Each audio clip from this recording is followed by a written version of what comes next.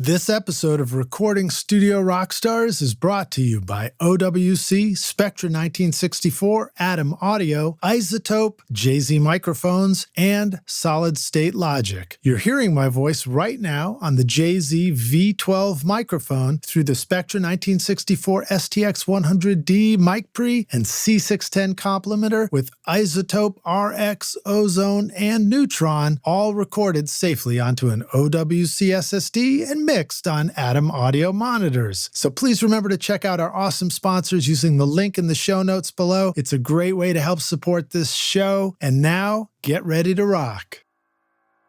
I use large diaphragms, usually 87s or 67s or Microtech FL UM70s in front. So they're sort of in front of the toms, on the side of the floor tom, and then spaced out in front of the kit. And then I will usually have two STC/Coles 4038s back in the room somewhere. That's about it. I try to use as few as I can get away with.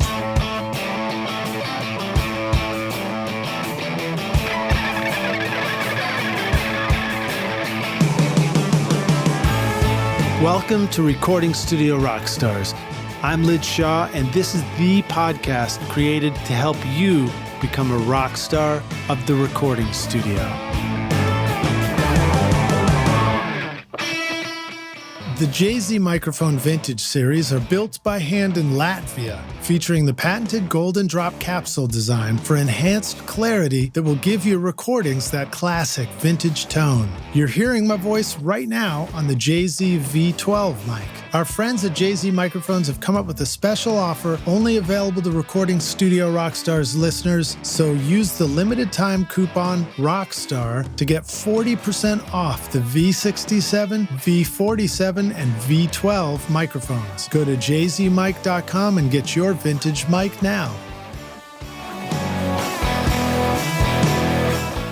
Are you recording your own music or other people's music in your studio, but you're having trouble figuring out how to get your mixes to sound great? Do they sound weak and distant or lack punch and clarity? Well, I've got a gift to help you take your mixes from sounding like basement demos to sounding like professional mixes. And it's my free course called Mix Master Bundle. This course will show you how to get pro-sounding mixes from your home studio with free and stock plugins in Pro Tools. And the best part is that these mixing techniques will work for you in any DAW, whether you're in Logic, Cubase, PreSonus Studio One Reaper, or whatever you're using. Are you ready to make your best record ever? Then go to mixmasterbundle.com to get started for free now, and you can find the clickable link in the show notes of this episode. Howdy Rockstars, it's your host Lid Shaw, and welcome back to Recording Studio Rockstars, bringing you into the studio to learn from recording professionals so that you can make your best record ever and be a rock star of the studio yourself. My guest today is William Wittman, a Grammy Award-winning independent producer, engineer, musician, songwriter based in New York. He began his career as a musician and moved from there into work as a studio engineer and producer. He held the position of chief engineer at several major recording studios. And as producer and engineer, his credits include the multi-platinum debuts from Cyndi Lauper, Joan Osborne, the Hooters, and the Outfield. William has been a guest on the podcast previously on episode 126, so please check that out if you'd like to hear his backstory. His success as an independent producer led to several years as an A&R vice president and staff producer at two major record labels, Sony Columbia and BMG RCA. And as a musician, he's appeared on nationally televised shows, including The Late Show with David Letterman, The Rosie O'Donnell Show, CBS Late Late Show, Ellen DeGeneres, the NBC Christmas tree lighting special, and New Year's Eve in Times Square. That's cool. He has also played and sang with many of the artists he has recorded and is a member of the alternative rock band Too Much Joy. He now plays bass guitar in the Cyndi Lauper Band, recording and touring internationally, and also serves as the musical director. He is also a regular participant in the Production Expert website and podcast, and has been a guest previously on this podcast on episode 126. So please go back and listen to that if you'd like to hear stories about making records with Cyndi Lauper and Joan Osborne, although we may talk about those again, and his origin story. So please welcome back to the podcast, William Wittman, to Recording Studio Rockstars. William, are you ready to rock yet again, my friend? I will give it a go at this ungodly hour of the morning. Is it ungodly for you? It's not so bad, actually, but Yeah. yeah. Well, it is, it's a little earlier than rock and roll o'clock, isn't it? Exactly. What is rock and roll o'clock for you, typically?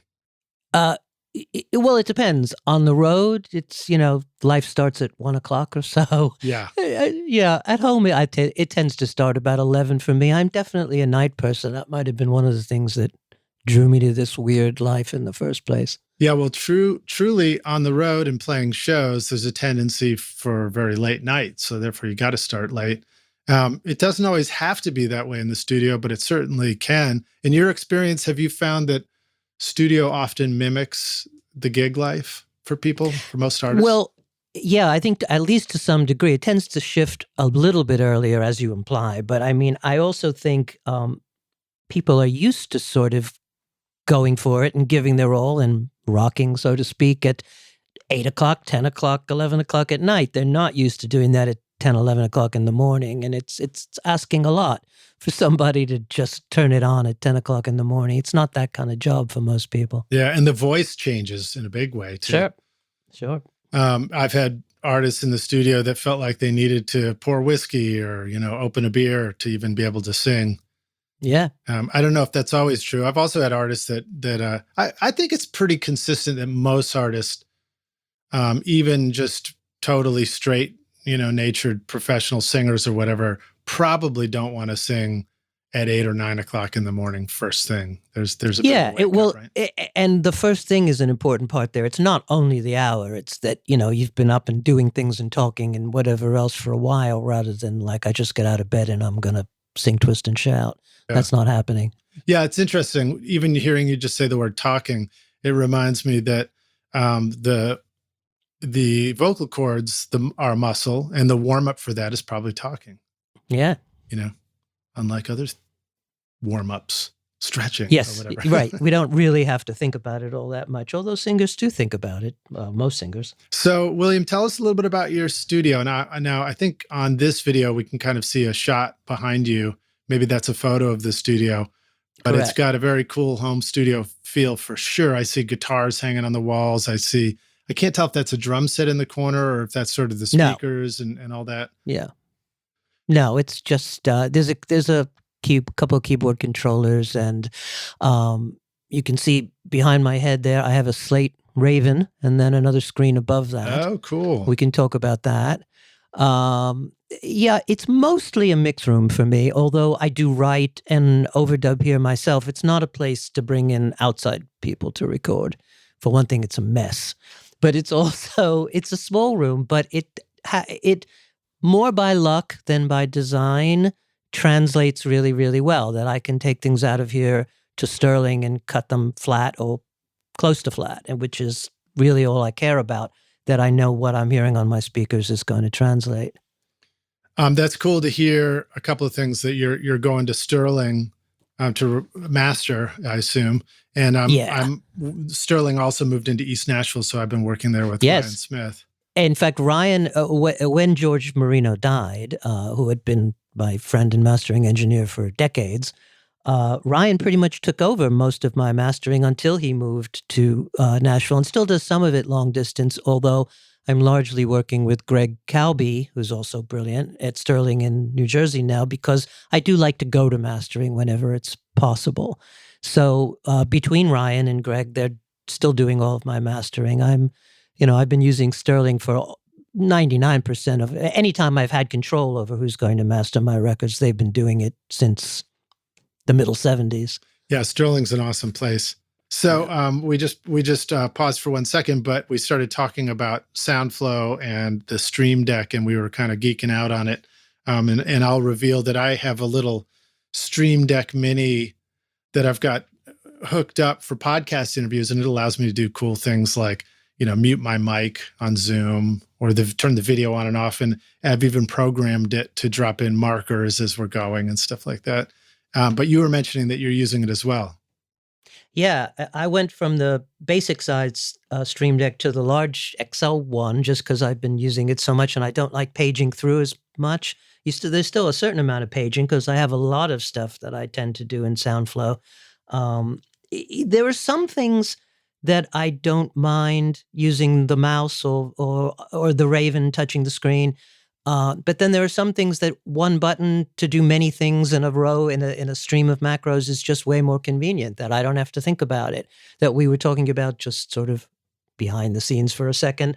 One button brings up an audio suite EQ, EQs out the P-pop, closes the window and puts me back where I was. It's 3 or 4 steps that aren't hard, but you do that 30, 40, 50 times a day. It's a lot. Now, did you saves you a lot set of that time. one up yourself, or was that one of the pre-programmed No, I deals? set that one up myself, but I am not a genius at SoundFlow. I'm not one of those Andrew Sheps, Chris Shaw types who are super into it. In fact, I have many SoundFlow apps from those guys that save an enormous amount of time as well. But I can get by with some fairly simple things that I want to string a bunch of commands together and put it into a Stream Deck button. So it's a mixture, but there are so many things available on the SoundFlow store that you don't really need to be a programming genius to find that it's saving you a lot of time. Yeah, so Rockstars, we've talked about Stream Deck and SoundFlow in the past. In fact, we have an episode with Chris Shaw where we talked about it for an hour straight.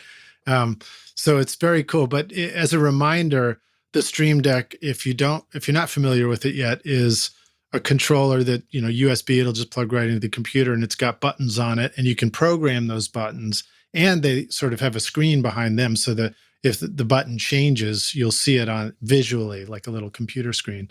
So it's a very cool thing. And then that has coupled with the SoundFlow software, which integrates into the computer and will help control, I guess the Screen Deck will kind of control SoundFlow, and SoundFlow is like a macro software that will do much more complex tasks on your computer, whether it's Pro Tools or, I guess, are they doing Logic or things like that as well? They do some, but it's very deeply, I don't know what the word is, embedded or connected to Pro Tools. Yeah. It does a lot of things really, really well behind the scenes in Pro Tools that you don't have to figure out for yourself.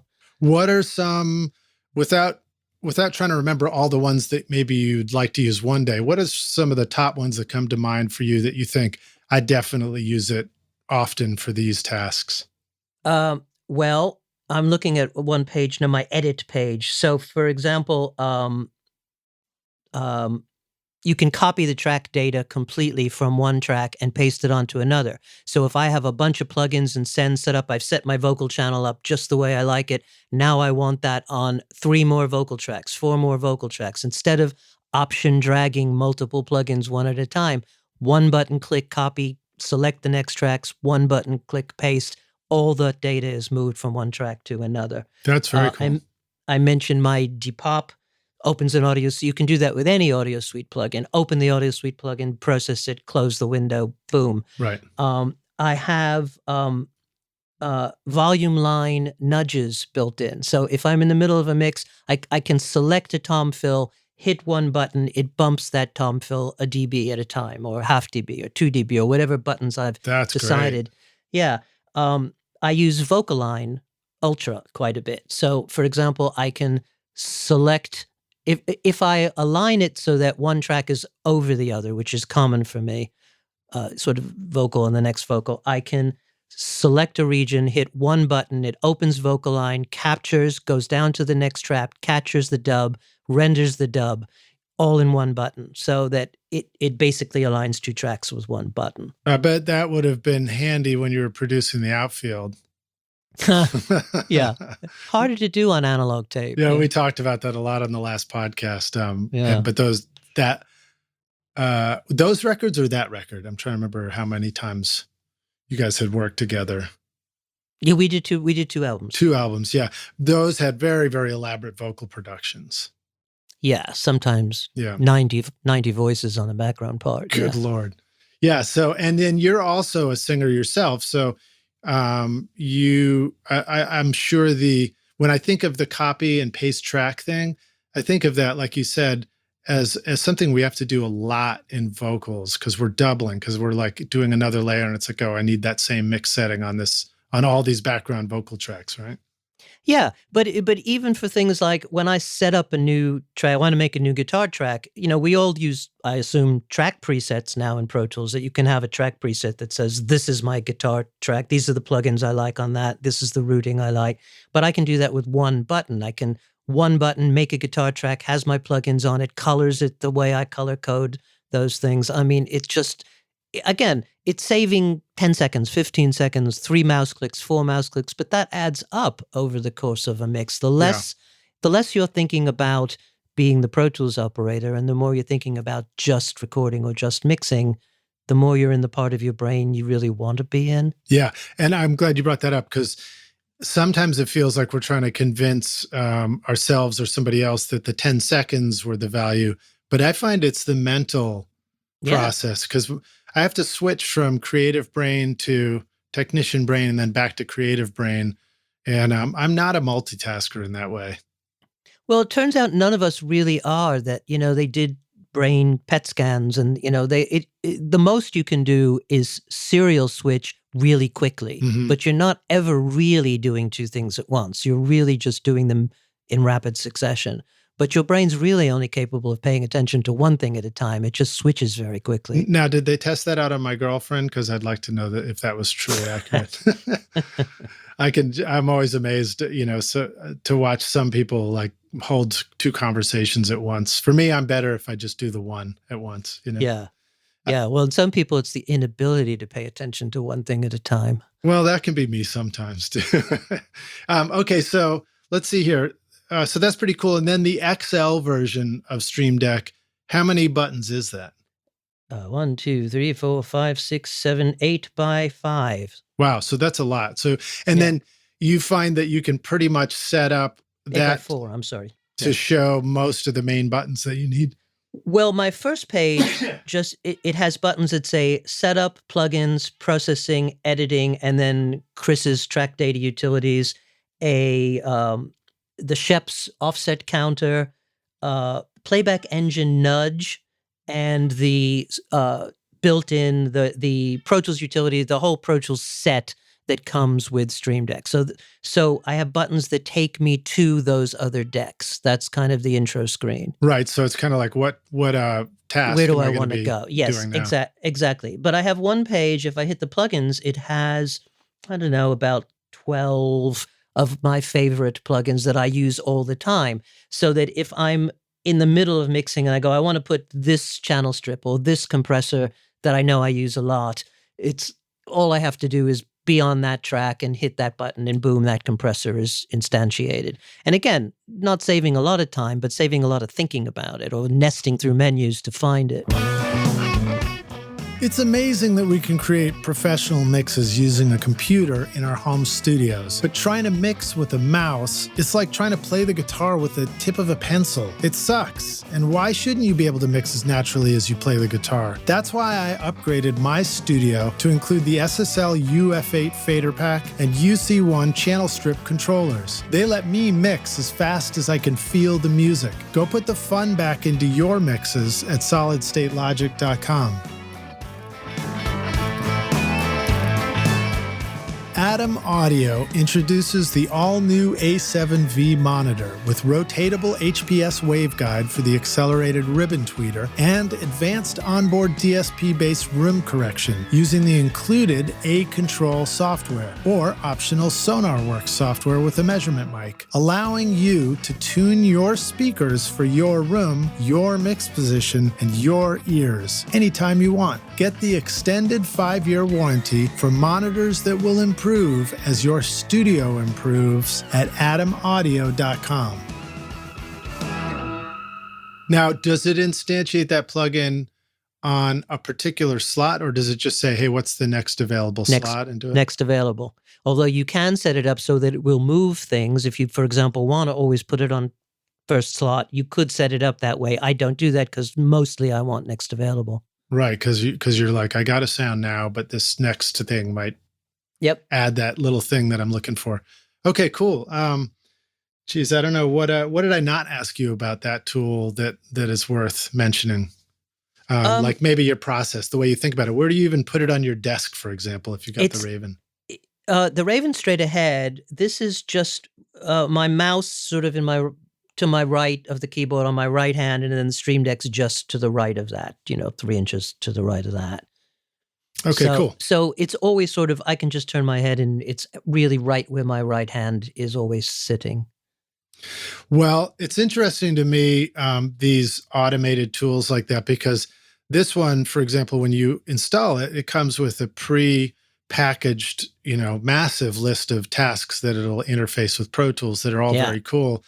And that is great because it means you don't have to become a programming scientist to which I am. Thing figured out. I am very much not.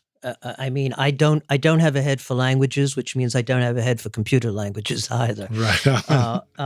But the great thing about the package it comes with is it gives you such an assortment to look through and go, oh yeah, I might want to do that, but now I wouldn't use it for that. And you find the things that you like, the things that you do find it useful for. And then you can just kind of put those on the buttons. Yeah, and exactly. Not have to look at 10 other ones that you're never going to use. Exactly. You put the ones you use all the time so that they're easily accessible without hunting for them. That's all. That's great. That's really useful. Okay, so now let's jump over to the Raven for just a sec. Fortunately, we get to geek out on these things on this show. But tell us about the Raven. I haven't used one. I've seen it. I had Batch Commander on my studio for a bit, but again, I sort of ended up just sort of programming one or two things, and that's all I ever used it for. Tell us about how the Raven works. Give us a brief introduction, and what do you love about it? Anything? Well, I assume people know the Raven is a touchscreen controller. It's a 27-inch touchscreen mine. And for one thing, it's basically can be just your monitor. I mean, and it's a really good monitor, and it's right in front of you. It's not far away. And you can still have your mouse and your keyboard. Absolutely. It can just be a monitor. But at any point, if you want to reach out and push a button, you want to unmute something or hit stop or any of those sort of things, you can do it by touching the screen, which means it has the advantage of there is no mapping. I've seen a lot of hardware controllers where you're trying to map the on-screen EQ or the on-screen compressor to various knobs on the little hardware controller rather. But it isn't a direct correlation. You have to figure out which knob's now going to control which thing. With the Raven, if I open a plugin, I can literally just reach out and turn that knob on that EQ or move that slider, and you're touching it just the way you would touch hardware. I'm not saying it feels exactly the same, but there's no visual disconnect. Anything that you can see on the screen, you can touch and control. Plus, honestly, the thing I use it for the most is 10 faders that you can touch. You can touch 10 faders at once. There are 10 touch points. So that means I can ride the guitars in my left hand and my vocal in my right hand, or things like that, or drum fills versus keyboards, and mix the way I might mix on a desk where I'm balancing two things against each other with two different hands, as opposed to the one thing at a time that you tend to have to do with a mouse. Yeah. Now, I know people have hardware controllers that they do the same thing for, but first of all, that's more mechanical complication that I don't really want. But I've yet to find a hardware controller that really feels good to me. Maybe I'm quirky that way. I'm used to working on actual analog desks, which have a certain feel to them. And if it doesn't feel like that, then I find that less satisfying than just dealing with what's on screen. And I find the Raven fader on the screen is really easy to put your finger on. It moves. It feels natural. It just, once you get over the idea that you're touching a screen, you don't notice that. I find I just feel like I'm riding a fader, and it works well for me. And as I said, when I don't want to do it, there's nothing in my way. There's not an extra thing here sitting between me and the screen. Are you an eye closer? Do you close your eyes while you're working and touching those faders, or not so much? Generally not. And I wouldn't be on a desk. On a desk, I'd be looking at how much I'm moving the fader. Even though I'm not doing it mathematically, I'm aware of it. Would you be like the producer I once worked with in the studio who was looking over my shoulder, and he was like, What's the least amount you can bring up that guitar with that fader right there? Okay, do that. And he was dry brushing his teeth the entire session. Very nice, yeah. Yeah, Um, I work with somebody who will say, "What's that frequency?" You say, "Well, that's I'm boosting at 200," and he'll say, "Well, what's just below that?" It's like, math is like a new thing to you. Great. Okay, cool. So, two thoughts on that, which are interesting to me. That I haven't done. Well, I'm sure I've done some sort of touch fader somewhere. I've done it on an iPhone or on a Yeah, iPad or something. yeah. But I've always wondered about whether I would, look away from it and Well, it you wouldn't be can. moving. Well, no, you can. Once you have contact. In fact, there's a weird thing. I don't do it, but I've seen them demo it. Once you make contact with a fader, you can actually slide your finger right or left. You don't even have to be over the fader anymore. You can be anywhere on the screen as long as you haven't lifted it. It's like holding the mouse down, essentially. So you can ride that screen fader anywhere you want once you've made contact. You certainly don't have to look at it. Is there a challenge sometimes to you accidentally touch another finger on the screen and it's awkward, or any of that kind of stuff, or is that pretty easy to? Yeah, get comfortable I've with that? I've never had that happen. In fact, the opposite. I have two screens, and every once in a while, you play that "Where's the cursor" game. Hey, what happened to the cursor? And all I've got to do, it's a habit now, is I just tap right in the middle of the screen, and boom, the cursor moves right there, and I can see it. Oh, that's pretty hip. That's pretty Yeah. hip because I've been battling that game ever since I went to big screen Yeah. years ago and started to need reading glasses and stuff. Mm. And that was also the time that they put in the feature into Mac where when you wiggle the mouse really fast, it goes to big cursor on the screen, Yeah, and then you yeah. can kind of locate it, but it's very spastic. Well, so I will add to that and say that I set up a pair of S1 Avid controllers. So I'm trying the other direction. I'm trying the physical ones, and I got the SSL UC1 interface, which I like that a lot. And I like the Avid S1s when they work. Yeah. Yeah. So at the moment, I had to, my computer got hit by lightning. I had to reinstall everything. And I guess I'm on the latest, like Monterey or something. Right. And right now I'm noticing that the S1s aren't even responding to the computer's not even, Pro Tools is not ignoring my fader moves. Oh, really? It'll leap, and it's like terrible at the moment. So hopefully that all gets sorted And out. that should be the most integrated of all controllers, shouldn't it? Yeah. So, I mean, my point is just that with these tools we use, it can be tricky. And I guess, in the analog world, when you had an analog console, there were analog frustrations that would piss you off. Not too many. I mean, I was not the guy who had to fix it. There were guys who I'm sure were frustrated having to open the hood and fix it, but it wasn't me. And it was pretty unusual in a major studio to have serious downtime. Stuff just worked. But on the other hand, how much did that stuff cost? It's not a fair comparison. Yeah, but I guess the point I'm getting at is the best experience is always the one where interfacing with the analog gear, interfacing with the computer, interfacing with Pro Tools feels as immediate as an instrument, as picking up a guitar playing that feels. That's my favorite zone to be in. Yeah, exactly. And to some degree, that's getting used to the quirks of your guitar, to use your analogy, but I don't know. It's really finding what works for you and what you like or don't like. And I don't think there's a universal best for everybody when it comes to this kind of human interface stuff.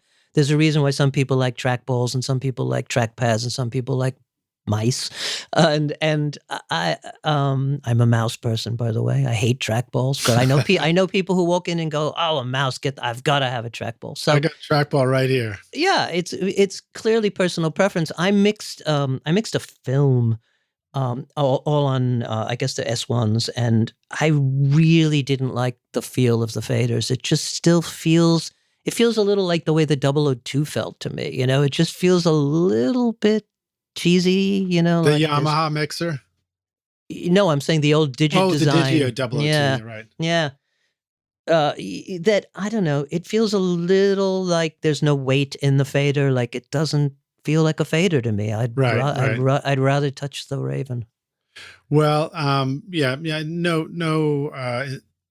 no motivation to diss on any product myself, but I do agree that really well built consoles were done. They were built like fine instruments so that they felt great while you used them, so that you really could work quickly. And there is something that can happen that's wonderful when you're mixing on an analog board. I spent a lot of time doing that at the Bonnaroo studio that I would take down there, where everything was very fast, and my only option was to make a move in the moment. And it's almost like when you get everything dialed in and you can work quickly, that's when you discover things about yourself and about your own ability to make something sound really great, you know? Yeah. And I think in the course of those like complicated, I'm moving really fast, I know what I want to do here, moments is also when you go to do something and you can't find it or can't make it work, that you find the thing that you hate about this console or this setup that you go, oh, wait a minute, that thing can't be like that because that's driving me crazy. Yeah. Okay, cool. Well, let's see. What else you got in your studio? I see some great looking guitars on the wall. If I remember correctly, are you also doing a lot with the mandola? Not a lot. No, okay. I've been playing around trying to get better. I don't have a great head for alternative tuning. So, I mean, once you come out of standard tuning, it drives me a little bit crazy, but I'm trying to get better at it. Okay, cool. Well, what are some favorite guitars for you in your studio? What do you like to grab when you want to, I guess, do you have a favorite acoustic you love? I have an Epiphone Texan, which I use quite a lot. That's been my favorite acoustic for a while. At least in terms of things that I own. Um, I go through sort of weird infatuation periods with guitars. Like for a while, I mean, my main favorite guitar is I have a 1962 SG. That I want an SG. I want one. Yeah, that's my favorite of all my guitars, and it gets used probably more than anything else. I mean, leaving bass guitar aside. Although I've been for a while now, right here sitting to my left is a relatively new, I don't know, maybe a 10-year-old Stratocaster that I've been just sort of, I don't know, I'm in a Strat mood at the moment, so I've been doing a lot of that. A lot of times it's whatever's closest to hand I will pick up and use until it proves that it's not working, in which case I'll make another choice. That, I'm not usually looking for trouble. It's like Nice. it makes itself clear if something's not working. Yeah. And then are you playing drums yourself and playing a No, little bit of everything or anything like that? definitely not playing drums. Okay, so now I know you, your involvement with, playing music remotely and playing with Too Much Joy. I think you were saying that you guys have been spending a lot of time sort of figuring out how to record and work together remotely, or am I mixing and matching some of your projects here? No, that's right. We've made, after not making records together for, I don't know, 15 years or so, we, during the pandemic, Too Much Joy we've made 2 albums now. The second one's just coming out this month.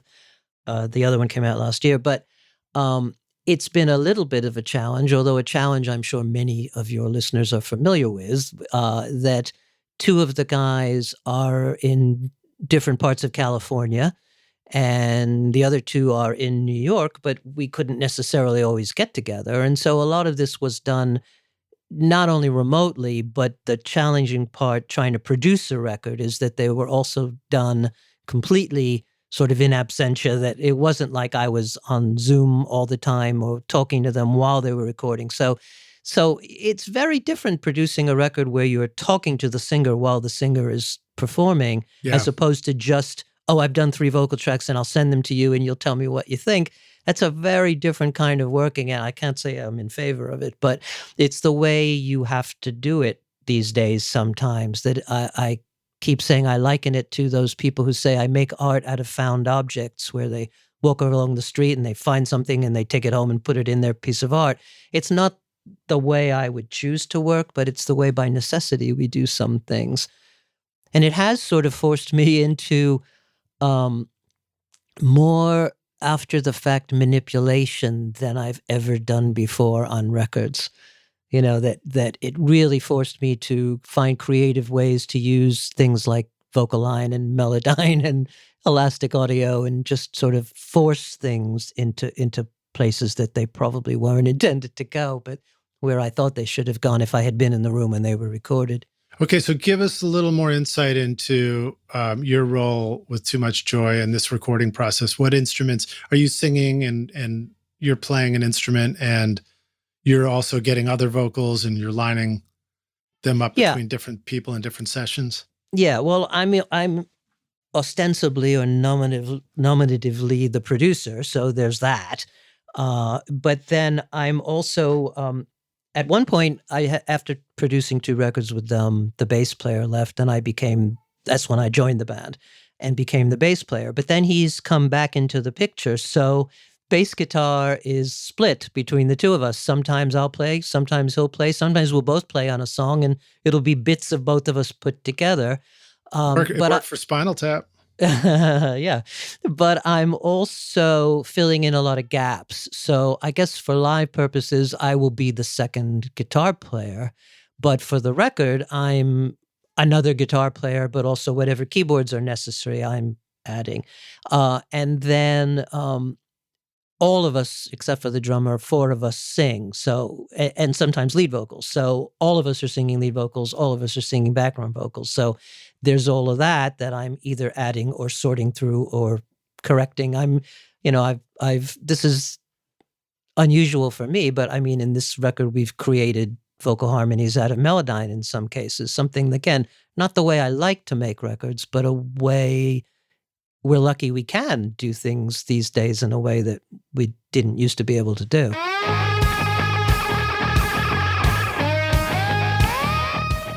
No matter where you like to rock in the galaxy, the OWC Envoy Pro Electron lets you record up to 2 terabytes over USB-C with speeds of up to more than a gigabyte per second, transfer your tracks in a flash, and take your samples and sessions with you to the studio or stage. The OWC Envoy Pro Electron is your waterproof, dustproof, and crushproof SSD that you can rely on. Use our custom link in the show notes to help support this podcast at macsales.com/rockstars. If you've ever wondered how I get a consistent sound quality mixing hundreds of episodes of Recording Studio Rockstars, it's because I've been cheating by using Isotope, RX, Ozone, and Neutron on every single episode. Right now, you're hearing on my voice RX Breath Control, D-Click, D-Clip, DS, Deplosive, Voice Denoise, Ozone Multiband Compression, Neutron EQ, and Limited, all from Isotope. Check out the subscription option with an extended 30-day free trial at isotope.com/rockstars or use the code ROCK10 to get 10% off any individual plugin purchase. Okay, well, how should I even begin to ask this question? What are some tips for working this way that you have found that you would like to share? What are some first things that come to mind? I mean, maybe we should talk a little bit about the process of actually making a record. So, you begin with songs, you begin with ideas, and then you start assembling stuff, and then it gets more, granular and you get into minutia near the end of mixing and stuff like that. But where would you like to begin to talk about productively and successfully working with people remotely?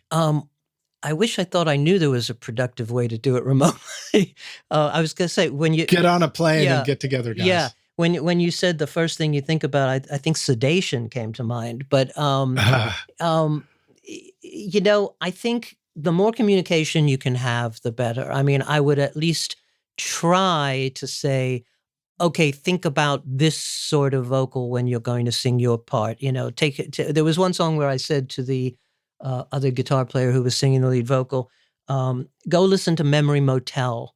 That's the sort of delivery I think this song needs. It's very sort of matter of fact, telling the story, not being the singer so much as the storyteller. I mean, this is good advice in general, but it's in particular, I think if you have a model of this is sort of the direction we want to go in terms of the intensity of the vocal, in terms of the attitude, that sort of thing can be helpful. But again, these are the sort of thing that happens automatically or instinctively when you're all in the same room. It's a lot more difficult to sort of prep somebody, but not be there in the moment to say, no, that's not what I had in mind. I had this. So I think the other thing is you have to be willing to some degree to revisit, that you can't get precious because inevitably someone's going to send me a track that is just going to be not working or not what it needed to be to fit in with the rest of the big picture. And without being in the room to say so in the moment, it's possible somebody spent all day or spent hours getting a part that I'm not now going to have to say, I really think you need to do that again. So I think you have to be open in this sort of situation to the fact that, yes, we're going to go around it a couple of times in some cases. And the same thing goes the other way around when it comes to mixing, that you have to be open. We've all done this now, remotely sending stuff to clients, and you get revision requests. And sometimes you're just in completely the wrong direction. And you've got to be willing to go back and circle around again. I mean, I think there's definitely an advantage to being able to sit and mix by yourself, but there's also the disadvantage of not having that immediate feedback that you can go down a rabbit hole that's the wrong direction and not know it, because if the person was in the room, they immediately would have said, no, that's not the sort of thing I hear on my vocal. Yeah, absolutely. I mean, I just did some vocal production with a great singer, and, I noticed all sorts of things we were discovering in the process that I just, sometimes I beat myself up at the beginning. I think we can't help doing that as engineers or producers sometimes, as if we go into something like we're supposed to, you should know all the answers. And sometimes you just don't know the answers until you start hearing it, and then you're responding to something. There's a dialogue that has to happen. So I could see somebody recording a bunch of vocals and then sending it to you, and then at that point it's like, your quiet voice in the verse sounds great, but your loud voice in the chorus is kind of killing the tone, and you should try and do it differently. Yeah, exactly. And even in terms of the mixing, I mean, I remember mixing, I had the sort of the first go around, kind of auditioning, mixing Born in the USA. And Bruce didn't say anything. They just sent the tapes and said, I'll come in, let me see what you got, kid. And I had a very guitar-heavy mix up. It's just the way I like to hear it. And the first thing he did is he walked in and he said, I won't try to do the bad imitation, but he said, yeah, that's great, but you know how it's like keys at one level and guitars at the other? Switch that completely around. It should be all about the synths and not about the, So that's the sort of thing you'd never know that without client feedback. But it's one thing to walk in and have somebody do that in the room, in the moment, while it's up on the desk, all that sort of stuff. Very different to if I had sent that file off and he listened to it a day later, and then a day after that I got an email, and it's like the way we do it now, that process is all drawn out and changes the feeling of reacting. It feels more in a sense of an imposition to say, let's go back 2 days later, a week later, and revisit the way you're feeling about it. It's very difficult to get back into that feeling that way. Yeah, just like using the tools in the studio, where like if I'm doing the fader and it doesn't feel immediate, it makes it hard for me to feel like I can actually make the right move. It's funny. So that reminds me of the interview I did with Bob Clearmountain, where he was talking about that same album. Yeah. And he said the same thing. He said that Bruce had come in and requested a slap echo on the vocals, and that's not what he would have done otherwise. I think I recall him saying that. Yeah, and I don't know for sure, but I'm going to take credit for that, because there's one song on the record, I won't say what it is, but there's one song on the record where I put a very heavy slap on the mix that I had done. Nice. And it was out of character. In fact, I think they all looked at each other and sort of said, "Are we sure about that?" Then they had told me after the fact that if it wasn't that, Bob was mixing the whole album, and Bob's brilliant, I'm not taking it away from Bob, but they said, we almost would have used your one mix of this one song, except that, there was more unified to have Bob to mix everything, which was great. That's the right decision. But I suspect when I heard that story, I suspect it's because of the one mix I did with the stupid heavy delay on the vocal. I love it. That's a thread of discussion that I've always heard in the music business. By the way, we may hear my neighbor just let the dog out. Yeah, you might have heard my cat. My cat is often credited on the Pro Tools Expert podcast because he cries outside the door if I lock him out.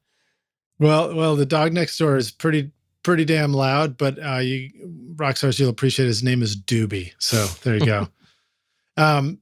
All right, so let's see. The idea of like contributing something and then that contribution continues and gets used in the final record, but the kind of the glory goes to whoever might have done that final stamp, whether it's a mix or a guitar part or whatever. I've heard that kind of stuff so many times. I've experienced it myself. And it's interesting, and it's just a good reminder that that's just part of the creative process too, isn't it? I mean, like Nashville would be a place where you'd hear stories about demos were made for records before masters were made for records. That seemed to be a common process. And, people were making brilliant demos. They sounded like records to me, but you might hear somebody say, oh, I came up with that guitar hook. Sure. And then the session guys played that same guitar hook on the record later. Sure. Of course. I mean, I've had instances where I've suggested a chord change on a demo and then it makes it to the record that somebody else makes. It's like that stuff happens. It's hard to get upset about that. That's part of just the give and take. I don't think people even necessarily remember where it would be different if somebody said, "Oh, I know who suggested that echo or whatever." It's I can't say I didn't invent echo delay. So it's like if I put it on something and somebody liked it, that's great. Well, and another example of that's more current is I've heard people get frustrated at the idea that they may have created a Pro Tools session for the song, and it's got certain plug-in choices on it that create a sound, and then it goes off for somebody to mix, and then that person who's mixing it might want to have those same Pro Tools plug-in settings and everything to begin the mix from. And to me, that makes sense because, it's making music with people is a cumulative process, and it's smart to. You don't always have to tear the faders down to zero to take something to the next step, right? Right. Well, in particular, I suppose if somebody says, hey, I want you to mix my record, but I really love this sound that's already on my voice, I want you to keep that, then yes, you're not going to tear that down and start over unless you have to. I feel sort of, as a friend of mine says, I feel strongly both ways about that one a little bit. I don't think I would send my entire mix session to somebody with all of my little choices. But that's also because I don't think it matters to some degree. It's funny, I'm in the middle of an article with examples that I'm writing for Production Expert that, let me tell you the backstory because it relates here, that I've had the experience working in the studio where when there was such a thing as staff engineers, where one guy is working the day shift on a session. And, we had a mix-up, analog tape, you have a mix-up on the monitor section of the console. That's what you're listening to while you're overdubbing. There's no EQ. There's maybe one reverb return, maybe a delay, but nothing really on. No EQ, no anything except balance and panning up on and panning could be left-right assign on an API. It's like it's not even panning. It's just stereo position. So one guy's working the day shift. It sounds like his record. I come in at 5 o'clock, 6 o'clock. I'm taking over the nighttime. And within a couple of minutes, like, oh, I think the bass drum could be louder. Oh, those guitars are a little loud. Oh, I would have put that on the left instead of the right. Switching a few things around, it can go from sounding like his record to, quote, my record quite radically without changing anything but basically the balance. And that's why I think how you hear it is what matters, not what plugin choice is or what the EQ is on what type of EQ the desk has or any of that stuff. So much less important than just how you personally hear it. And that's the article I'm working on. I sent a very simple, I think it's 21 tracks, kind of rock band session to 5 different mixers and said, just mix this. All you can do is stereo position, one plate reverb we've all agreed on, and balance. There's no EQing, no cutting and pasting, no doing anything except balancing it. And it's interesting how different each of those mixes can be. That's cool. It's sort of a mixed challenge, really, and you discover the personality of the people. I mean, I think about, again, it's always fun to think of analogies, but, you hand a guitar, we're talking about your SG, and an effects pedal chain, and you hand it to different people. Now, to make it fair, you might say, I want you guys to play the same melody part. Yeah. But everybody's going to have a different sound for it, Although I guess occasionally somebody sits down and they can duplicate what somebody else did, and that's pretty remarkable too, especially when that comes to vocals. Yeah, it's even if you can play exactly what somebody else played, very difficult to duplicate somebody else's touch on the guitar, though. That varies more than you might think. I remember hearing somebody tell a story about Eddie Van Halen's guitar in the studio in his rig. And he put it down and somebody else picked it up, and it was like the hardest guitar in the world to play or something. Yeah. But he made it sound so like, buttery and simple.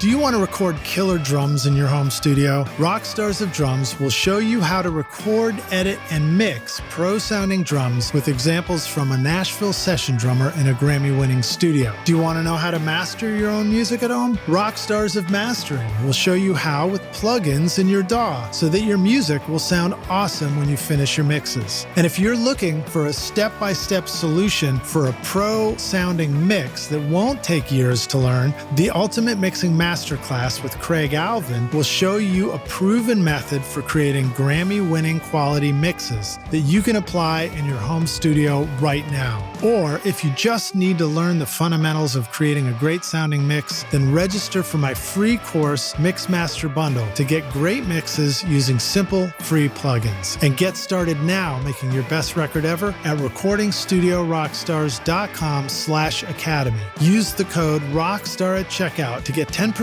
off any course for a limited time.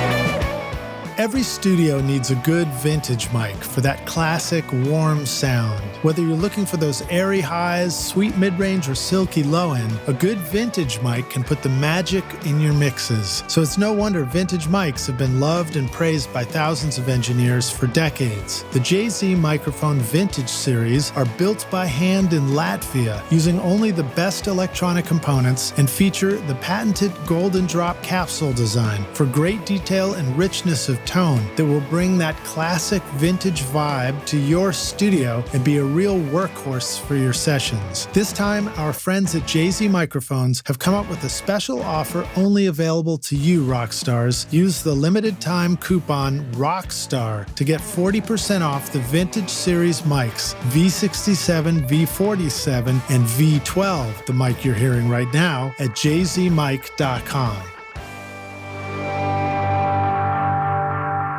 Howdy, Rockstars. It's Lid Shaw, and we're back now for the jam session, second half of the show. My guest today is William Wittman, joining us from New York City. I didn't even ask you. Yeah, from Westchester, just north of New York, yeah. Westchester, right on. And we're getting ready to kick it off. So you ready to jam? Yeah. I keep asking that question. I make fun of myself about the whole jam session thing, but here we are. So tell us a little bit more about Production Expert. You've been doing a lot of stuff there. I love hearing the concept of the personality test mix challenge. I don't know what title you gave it, but that's what comes to mind. I think I called it the balance only mix challenge. But yeah, I mean the one thing I was going to say about that before we move on to Production Expert is that I had written myself a note. It's like that's also why I generally don't like templates for mixing.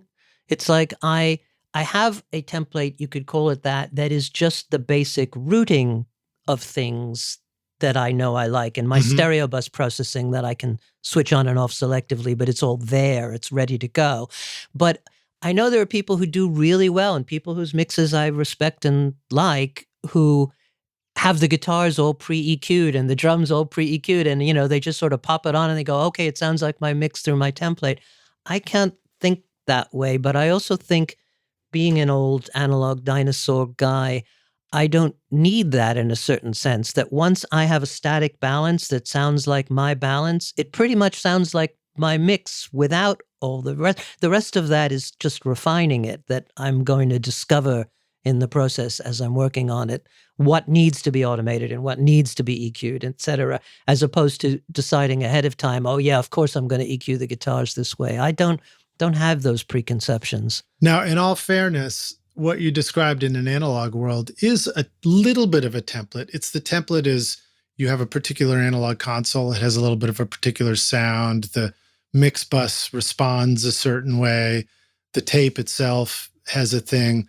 Do you recognize that? And do you feel like it's fair to that we may need to recreate some of those things in how we mix in the computer? And just what thoughts do you have about mixing on consoles versus mixing in the computer, and what are your takeaways? Yeah, I think there is some of that. And that's the sort of thing that I do have built in, that I'll have some sort of bus simulation on my stereo bus. I will have a compressor on my stereo bus for sure. That sort of thing, yes, recreating the overall character of a mix that maybe the analog desk had something to do with. I will tend to do those things and have that sort of built into the process from the very beginning. But even on a big analog desk, I'm not punching in those EQs on the drums or on the guitars or on the vocals until I've heard them and decided that they need to be EQ'd. That, the thing I'm talking about is that idea that I know my guitars are going to have to be scooped here or boosted there or et cetera, before you've even heard how they're sitting in the mix. It's like, I guess I don't get that for me. But what about low cuts when it comes to guitars? Is it fair that, are there times where you don't cut out any lows on a guitar? Yeah, definitely. I do a lot less of that than I think most people do. I hear an awful lot of mixes that just sound thin to me. That I'm not in favor of clarity at the expense of substance, of solidity. That, when I'm recording, I tend to have a 25-ish hertz filter in all the time. I'm on almost everything. Maybe not bass drum, but pretty much everything. There's nothing below 25 hertz that I need ever. But that's about it. I very rarely will go higher than that. If I do, it might be 50. I never go higher than that. It's like I'm not one of those people who's rolling below 100, below 200 on stuff. I just don't. I want that full range on everything. It's also, I think, why, with the exception of bass drum and the bass guitar amp that I like to go with the bass drum, I use condenser mics on everything. Once in a while, a ribbon, but I'm saying I don't use dynamic mics very much because of that same thing. I want the fullest range possible and the fastest response possible on everything. So quick question, where are you finding that 25 hertz decision? Are you often recording on a console? Are there certain mic pre's that you might use that would give you that ability? Yeah, well, almost every mic pre is going to have some sort of low cut filter. At least anything I'm going to use. At home, I have Dakings, and I think it's a 27 on that. That's in all the time. On an Eve, it's a 25 or a 27. I don't remember. On an API, there's a usual, on the older ones, it just says filter 1, filter 2, or both. But I'm pretty sure the low one's 25 hertz. So it's just that very low rumble. I figure I don't need that. I might as well, just for safety's sake, get rid of it if there's DC running or something else that I want to get rid of. But from a musical point of view, I want the full range of whatever the instrument's making or whatever's happening in the room. Are we hearing a Daking right now on your mic? Yeah, right correct. On. Yeah. So Rockstars, we've had Jeff on the podcast, so check that one out as well. And we've talked about making Cyndi Lauper records and stuff like that. And I know that you've been using Daking consoles for an awfully long time, right? Since before there, I was, talking to Jeff before the prototype. We talked about what mic pre's might be the most desirable. And, the Trident was the one we both agreed upon. In fact, that story that I told of somebody doing the day shift and me coming in, taking over the night shift, the other engineer would have been Jeff Daking. Cool. We were both on staff at two different studios. Now, when I hear about the Trident and I think about your discography, and Rockstar's a reminder, we've got a playlist in the show notes. So if you want to go listen to many of the records William is making, please just click through. But I hear something particular in the top end of the records, and I would almost describe it as a quickness, like there's not something in the way of the top end of the records. And I hear it in cymbals, I hear it in guitars, and it's a cool sound, So I wonder if that's, if it, am I just making up language to describe things? But is that true of Trident stuff? Is that true of the Day King?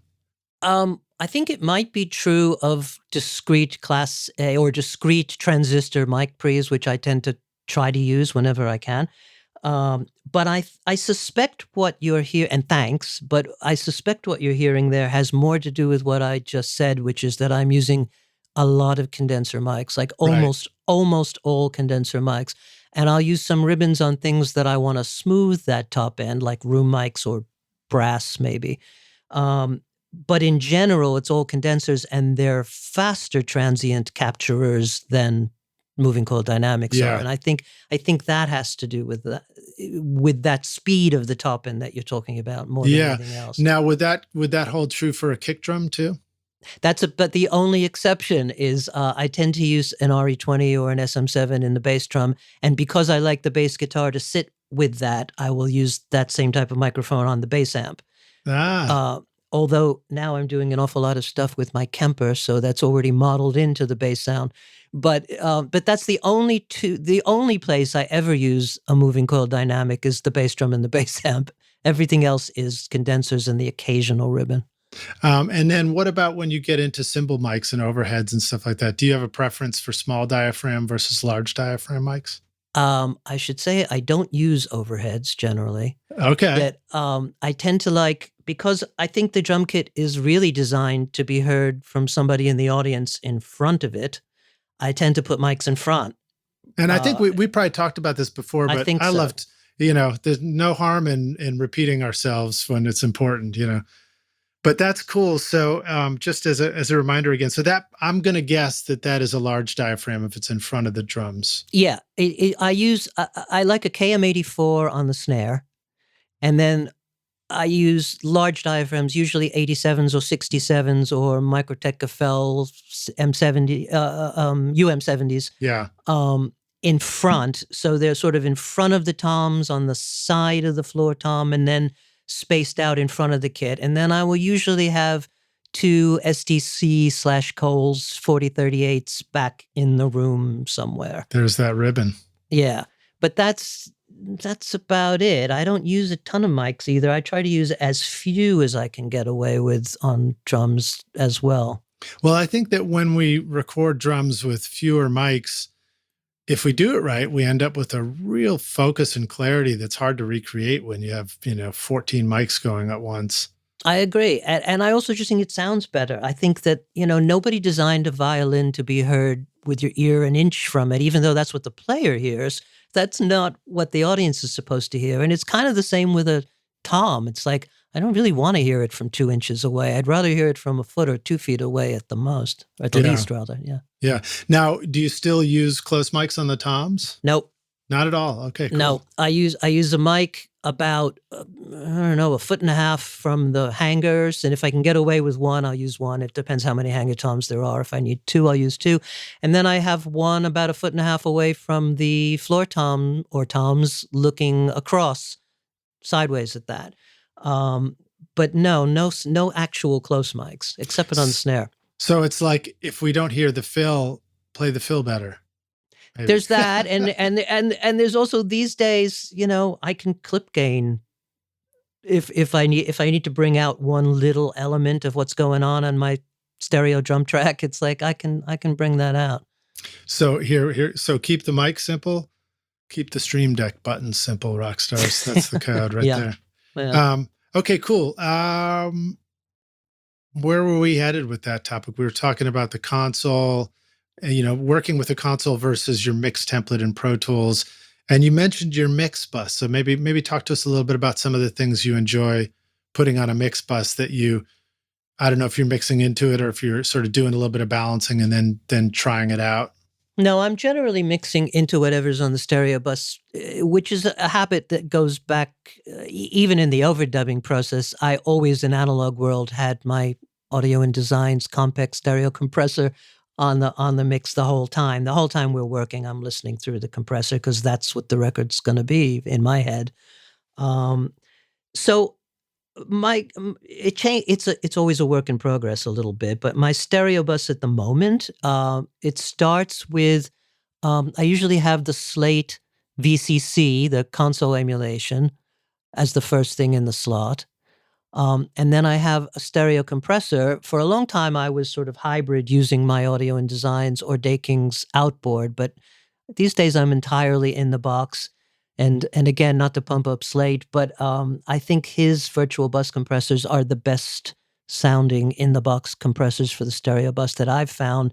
They seem to do the least damage in terms of folding in the stereo image that I find in the box compressors tends to do a little bit. Which now let's see, there's a few choices in there, right? There's basically the SSL one, the Focusrite one, and the sort of Fairchildy one. Right. So I tend to use the red, the Focusrite E1, which is the closest thing to the Audio and Design that I would be used to. How do you describe, when you describe the difference in sound between choosing an SSL Focusrite or a Fairchild, what kind of language or words would you use for that? I think the VCA based one, the SSL one, is a little grabbier, pumpier. The Fairchild one is a little softer and spongier feeling.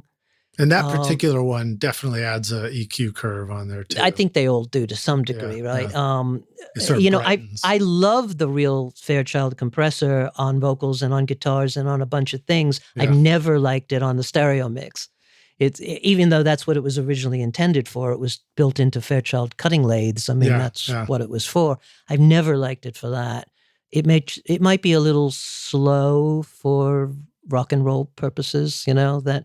The red, the I guess Focusrite one has sort of the hardest feeling for me, hard in terms of solidity, that you can use it on a fairly fast attack, but it doesn't feel as pumpy to me as the SSL one does, and that's what I like. I tend to use a moderately fast attack. Like I want to feel the compression gluing it together, but I don't want to feel the whole thing pumping like it's on the radio. Now, how much does the needle move? Hardly at all, or do you start seeing some movement? 3 dB ish. Okay, that's not nothing, but. No. And then you would see that on kicks and snares, generally speaking, right? Yeah, or the lead vocal. Depends on what's the loudest thing at the moment, but that's right. Yeah. Well, now, when I mixed a record many years ago with Tom Lord Alge, that was the first time I looked over and saw that he had one of those red Focusrites as the mix compressor. And I don't know whether that's common for him today or not, but and we were mixing rock and roll. So it just gives me that sense that maybe that's a good one for rock and roll. I've been using the SSL a lot lately, and I'm probably going to go try out my Focusrite stuff again, plugins. Yeah. Okay, cool. So then what anything happen after your stereo bus compressor? Okay, so after that, I have a stereo EQ. These days I've been using the BX Hybrid V2 from Plug-in Alliance, which is usually not engaged until the very end if I feel like the whole mix needs to be sort of pre-mastered a tiny bit. And there, if I do anything, it's tiny moves. It's 1 dB at 10K. It's 1 dB at 100. It's that sort of thing. I'm not making a big change, but it's sort of, okay, everything internally sounds balanced, but the whole mix wants to be a little shinier or a little punchier in the bottom. It's the loudness button. It's sort of like, kind of that. And again, I know some people feel differently. My goal in the video game of mixing is to get to Sterling and have Greg say it doesn't need anything. Nice. I don't think, oh, it's going to be great when it gets to mastering. It's like the more he has to do, the more I feel like I've failed. So again, just an EQ for a little bit of cheating. Okay, cool. And I know I've heard people talk about using Pultecs, in mixing chains and stuff. And it's, I always wondered, it's like, would they put the EQ before the compressor or after? But it does sound like, I think maybe most people do put it after the stereo compression. Well, otherwise you are chasing your tail a little bit, because every time you add a little something in EQ, you're pushing harder into the threshold of the compressor. So I don't want to fight that. I want to look at it more as a mastering step or a pre-mastering step. So it's after the, and then I'm trying to think if there's anything else. After that, I will occasionally fool around with tape emulation. But I have to say, more often than not, that gets switched off. That mostly I don't feel like it needs that. If something really feels like it wants to be glued or mushed together a little bit more, I will play around with tape emulation. And I've gone back and forth there. I have the Slate one, which is pretty good, does a kind of good 456 on a Studer kind of emulation that's pretty decent. And I also will use the Waves J37 if I really want to note it. A&amp Audio introduces the new A7V monitor for home and pro studios, the next generation of the incredibly popular A7X. The all-new A-series line of monitors delivers the same highly accurate, transparent sound and unique accelerated ribbon tweeter design that has made A&amp Audio famous for over a decade, but now introduces new innovations such as the rotatable high-frequency propagation system waveguide, allowing the XART tweeter to disperse sound with controlled consistency, and DSP-based room correction and speaker voicings. Using the A-Control software or SonarWorks and a measurement mic, you can now integrate advanced filters directly onto the DSP on board the speaker to help compensate for imperfect room acoustics without introducing annoying latency or requiring plugins. This allows you to tune your monitors for your room, your mix position, and your ears anytime you want to meet your ever-evolving studio needs. Get the extended 5-year warranty for monitors that will improve as your studio improves at adammaudio.com. For 15 years, I recorded hundreds of bands like Jack White, Adele, and the Black Keys in my Hay Bale studio at the Bonnaroo Festival. I had to work fast and deliver finished mixes to the radio DJs within an hour, so I chose to use the solid-state Logic AWS 948 Plus for my mixing console. There's just no substitute for mixing on a real console. Until now, that is. SSL brings you the UF8 and UC1 controllers so that you can recreate the feel and speed of mixing on a console with the flexibility of mixing on your computer in your home studio. Paired with the SSL Channel Strip 2 and 4000B plugins, you can now get a world-class sound using real faders and real knobs to mix as fast as your ears will guide you. Levels, panning, EQ, and compression, they're all built right into the controllers. So go put the feeling back into your mixes at solidstatelogic.com. So 2 thoughts about that. One is I also use both of those. And when I put the Slate one on, I do immediately pick up on the bass boost. There's a bass bump that goes on with that. And sometimes I find myself going, oh, I don't know if I want to change the feel of the mix that much. But if you go into the settings, I think you actually have a bass bump adjustment. So I think that's kind of cool to remember that we can go in and kind of dial that bass back a little bit if we want, if we're otherwise liking it. That's interesting. See, we just found out that you're less lazy than I am.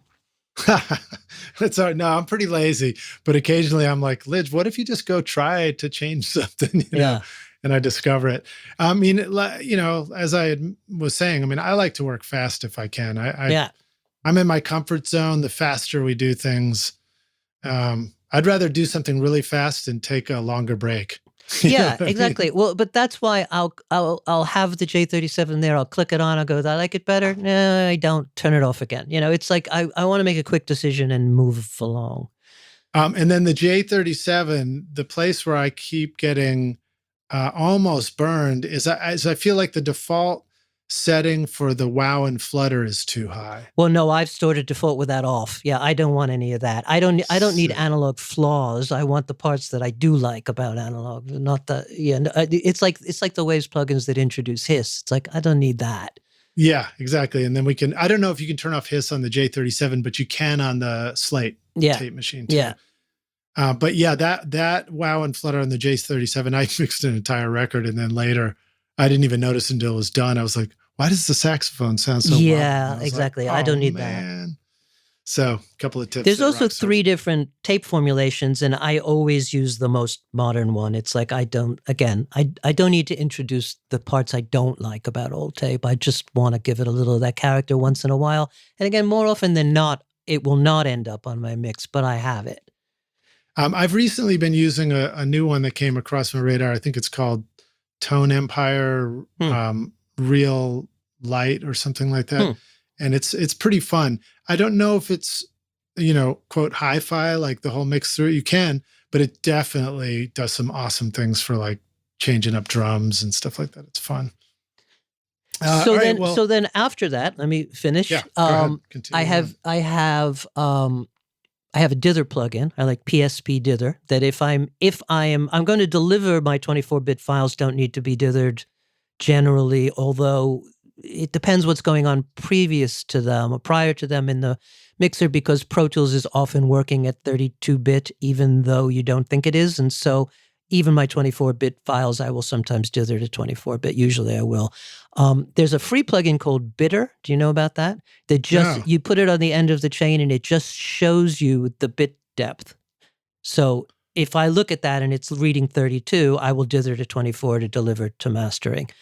Tell us what, let's back up for the basics. What the hell is dither and why do we need it? Well, need is a strong word, but some of us prefer it, that when you are going from one bit depth to another, the ends are essentially truncated off. And there is some feeling that by introducing some low-level noise, we are smoothing over the sound of those transitions. And that's basically what dither does. It's easy to listen to that and go, does it sound better or does it not sound better? I tend to think it sounds better to dither. So it's something that you hear. You've learned how to hear that when you add it. Yeah, it's subtle, but I do hear it. And so certainly when I'm delivering 16-bit files for reference to the client to approve, I will definitely dither to 16-bit. And I do tend to dither to 24-bit to deliver to mastering. I don't bother to deliver 32-bit files. I also tend to work at very moderate levels. I mean, I'm nowhere near ceiling, so I'm not worried about clipping. So I don't really feel a need to deliver 32-bit. You're doing 32-bit sessions typically? Well, I think, as I said, I think Pro Tools is working at 32 bits more than you think it is, even if your session is in 24-bit. That sometimes you look at that bitter plugin and it'll say, oh yeah, you're at 32 bits because the plugin that you've put before it has changed everything, is now working at 32. So, what do you start with if you're going to start a session in Pro Tools? Oh, I'm usually working at 24-bit, 96K 24-bit. Yeah. 9624. Okay, yeah. Cool. I always like to ask that. It's funny how like we gloss over that sometimes, but yeah. I mean, for somebody who's looking at the screen, Pro Tools comes up and is like, what do you want to be at? And they're like, I don't know. I do find that a lot of plugins, and if you're doing a lot of elastic audio or more drastic processing, I think 96K does sound better to me, that it's worth it for that. Whether you think that the basic encoding sounds better or not, I do tend to think most A to D converters sound better at 96K, but not all. But I see no reason to not work at 96K. Hard drives are cheap now. Yeah, well, I guess one of the challenges is if you want to use a lot of plugins at mix, the computer starts to run out of processing power. Yeah, but again, higher sample rates. It's possible, but again, less and less these days. And, commit is your friend if you get to that point sometimes. Yeah, I had an artist come in and he brought in a 4-track and we were going to mix his 4-track through my Pro Tools and create mixes for him. And so the first thing we had to do was transfer everything in. And I thought, well, what sample rate should we do? And so I took the opportunity to transfer the 4-track with no other changes at multiple sample rates. I think I did 44.1, 48, 96, 192 or something like that. Mm-hmm. And then I just bounced all of those out with no other changes, no mixing really. And I turned them into a low-grade MP3. And it was remarkable. You really heard the difference as you went to the higher sample rates. Sure. I don't know how that translates once you start messing with tons of stuff, but it was just cool to like confirm that there's something there and it's not just hocus pocus. Yeah. I never understand when people say, oh yeah, but it all ends up on an MP3 anyway. It's like, yeah, but by that logic, it all ended up on a cassette. We didn't record the multi-tracks onto cassette. I still think you give yourself a chance to have it not be completely ruined down the line by starting at the highest quality you can. Yeah. And it definitely sounded better at the higher rates for something like that. I think it does, yeah. Okay, cool. So anyway, Yeah. the last two things. There's more. There's a little more. The last thing I have is a metering plugin because I like to know what, and I do tend to deliver for mastering purposes at -16, which leaves plenty of room for the mastering engineer to play around with. And I do think Pro Tools in general, the more headroom you give it, the better it sounds. That, I'm not one of these people who lights up the meters, that pretty much if you look at my session, everything's in at -18, -20. It's like right in the middle of the green. And I think that's where Pro Tools sounds the best. But I have one other little trick on my stereo. At the end of the stereo chain is I have an SSL style compressor. I use the Glue by Cytomic. Do you know that plugin? I know the name. Yes, I haven't used it yet. Yeah, so it's an SSL-based compressor, and I have that. It's bypassed most of the time, but I have it set. Is it 10-1 or 20-1, whatever the highest ratio is, and kind of a moderate attack, auto release, and so it's slammed. It's pumping like it's on the radio. And I will every once in a while, when towards the end of a mix, when I just want to see how the whole thing's working, I will turn the volume down really, really soft and put that compressor on and listen to sort of the on the radio, totally squashed, everything's being jammed together, and sort of see what's poking out. Is the vocal in the right place? Is the snare in the right place? It just gives me a different perspective. It's sort of my version of listening on different sets of speakers or different environments, which I otherwise don't do. It confuses me a little bit to go through multiple sets of speakers. So I just work on my favorite JBLs, and that's, which you can see. Not everybody can see, but you can see in the picture behind me. Yeah, what are those? Because they're LSR28s. So they're cool. The original self-powered JBL bookshelf. Yeah, I remember those. I had a pair of those. Yeah. I think I still do. I don't know if I might have the 24s or something. I don't think there was. I think the original was 28, and then the 32 was the unpowered version. Maybe I have the 28s. Yeah. I think they're great. I've just, monitor speakers, it's all about what they make you do and what you get along with. And I just always got along with JBLs, and they work well for me. But anyway, I don't switch speakers, but I will do this sort of super compression, very soft listen radio test.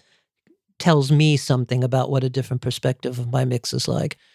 I remember we did that on a record I was mixing. As this producer suggested we check our mixes that way. And we had the Alesis 3630, and he just jammed all the mixes in. Yeah. And it was cool to, explore that and see what it did. Yep. So that's pretty much my stereo bus chain. It's not a lot, but, What about the metering? Is there a particular metering plugin you enjoy? Yeah, I use a TC one. I think it's called LMN1. It's very simple. But is that with the additional hardware that actually shows? No, I think they do make hardware, but that's, I think, a higher end one on their product line.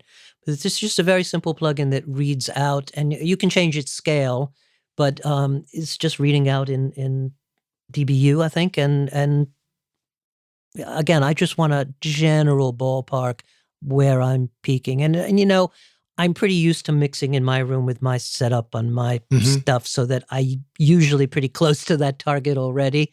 But I like to look at it at least once before I send it out, just that nothing's screwy. Are there any fun tips about what the meters will look like when you've got your kick and your snare and your bass in the right place, that kind of stuff? I don't know. I'm not a big watcher of meters, I have to say, that I think if my mix is where I want it to be, it's not usually bouncing around too much anyway, that the peaks are going to tend to be the bass drum, the snare drum, the lead vocal, and the guitar solo, or whatever the solo is, that the thing in the spotlight, the focus thing, is the thing that's going to be riding my mix more than anything else. And does that, when you're mixing, I know maybe I'm asking the wrong question because you just said you don't look at the meters much. I don't much, yeah. But when you do look at them, is the general vicinity you're trying to hit a 0 on the VU kind of thing? On a VU, but on the Pro Tools bar meter, I'm hitting -16, so, gotcha. So, yeah. All right, cool. Let's see. What should we talk about next? You mentioned using Vocaline and Melodyne Do you have any fun tips or, tricks that you like to use for those? How do you use them? Do you use Vocaline's a plugin, which lives in the session? Melodyne's either a plugin or it's a standalone app. Yeah. How do you like to use it? Well, up until now, Melodyne was I use it as a plugin, but you were still essentially working in a standalone, then coming back and forth in and out of Pro Tools. Although now, in the very latest release, Pro Tools has ARA access to Melodyne, which I honestly haven't played around with yet. That's only been out like a week. So doesn't that mean it's supposed to immediately load the file right in? Yes, as soon as you select a region, it's in Melodyne and you don't have to commit back and forth. It used to be that when you were working, once you've instantiated Melodyne, if, for example, I went back and muted a region in Pro Tools, it wouldn't mute because you were now listening I just ran into that problem. You were listening from Melodyne. You'd have to commit it before you regained your editing features. Now all that is integrated and reacts back and forth instantly, which is, I think, going to be kind of great, but it's going to take a little getting used to the new workflow. The part that I continue to not like about working with Melodyne in my Pro Tools session is the inability for the transport to sync up, unless there's an expert trick there that I haven't tapped into yet. But for example, I would always have to go back over to Pro Tools and press play from there for Melodyne to play in the spot I wanted, and so I found it easier to export all my vocals in a rough mix over to Melodyne, just work in Melodyne until I was done with the vocals, and then import them back into Pro Tools. Working with it as the plugin or completely in the standalone? Well, I used to work in the standalone because it was just easier for me to quickly zip around and navigate and control things. And then when I try to work with the plugin, I found that if I wanted to navigate inside of Melodyne, it wouldn't, the transport of Pro Tools wouldn't follow along. Well, it doesn't follow in that direction. That's right. I mean, but I guess my technique would be you put the cursor in Pro Tools where you want to start listening, and then the Pro Tools start and stop plays, and you're listening through Melodyne, but you're playing in Pro Tools.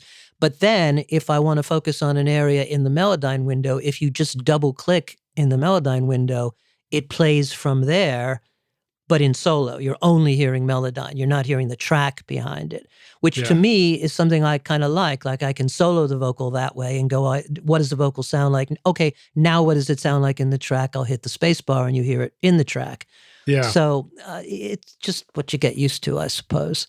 Yeah, and I did some recently that way and it worked out, but it's like the fader on the console. I'm so used to working so quickly that if it slows me down, I'm just like, grrr, But maybe with the ARA, maybe the transport goes back and forth too now. Yeah, it should. I think it should. Yeah, that's right. Oh, that'll be great. So I'll tell you one little Vocalize trick that I discovered. I discovered the hard way. Complaining as I was earlier about people just sort of sending a vocal and being stuck with it, like, okay, I wish I was in the room because I got a vocal that was just the wrong phrasing, so that I can't even give you an example, but it instead of going, love was such an easy game to play, it went, love is such an easy game to play. And it's like, I needed to fix that timing rather than try to just drag things around or do it just by mousing around. I just recorded my own vocal singing the right rhythm, use that as the Vocalize guide, and then vocalized his vocal to match the time of mine. So for the lead or for the double? For a lead. So if it was a double, you would have matched the lead. Yes, but I'm saying I matched him to my guide, which was not going to be on the record. It was just I was singing the quote right rhythm. Yeah. And so I forced his rhythm to match the right one, and it worked great. I mean, it was still his performance and his tone and his notes, and it just slid the time enough to be the correct phrasing. So That's cool. It was a trick I found out of frustration, but it turns out it works great. That's a very hip trick. There's a lot of junk that needs to get cleaned up in a podcast or music mix. Boomy pops on the microphones, piercing sibilants, background noise, harshness, distortion, wild dynamics, and EQ correction. And all this editing and mixing cleanup would be impossibly time-consuming were it not for the magic of iZotope RX, Ozone, and Neutron. iZotope gives you a collection of plugins for mixing in your DAW to manage plosives, clicks, S's, noise, buzz, reverb, breaths, and even guitar fret squeaks with set it and forget it simplicity. Check out the new Repair Assistant plugin to help you find the perfect mix prep settings for any instrument. And the standalone RX app includes new features like text transcription and multiple speaker recognition for easy editing and navigation. Try out the subscription option with an extended 30-day free trial at iZotope.com/rockstars or use the code ROCK10 to get 10% off any individual plugin purchase. The OWC Envoy Pro Electron is your super fast and rugged pocket-sized portable USB-C SSD that keeps your music safe in the studio or on the stage. With storage of up to 2 terabytes and speeds of up to more than a gigabyte per second, the OWC Envoy Pro Electron gives you high-speed audio data for recording and playback. Take your sessions and sample libraries with you anywhere you go. Built for reliability, the OWC Envoy Pro Electron is waterproof, dustproof, and crush-proof, so there's no need to worry about your music anymore. Find the new Envoy Pro Electron and all your storage needs at macsales.com/rockstars and use the custom link below in our show notes because it's a great way for you to help support this podcast. So thanks, Rockstars. Have you found that you can mimic Vocaline and Melodyne? I know you can certainly manually stretch things around. And I think I've tried to use automated, like a source track and then try and get it to line up the other stuff. But I don't know if I've done that terribly successfully. I don't know. If you can certainly change the rhythms in Melodyne, and I have played with that of just sort of dragging to look like they match or doing it by ear. I'm not sure they have a Vocaline-like sort of instant automatic lineup. Maybe they do, and I'm just not smart enough to have got that deep into Melodyne. But did you ever find yourself exploring the whole what's the expression? DNA mode in Melodyne?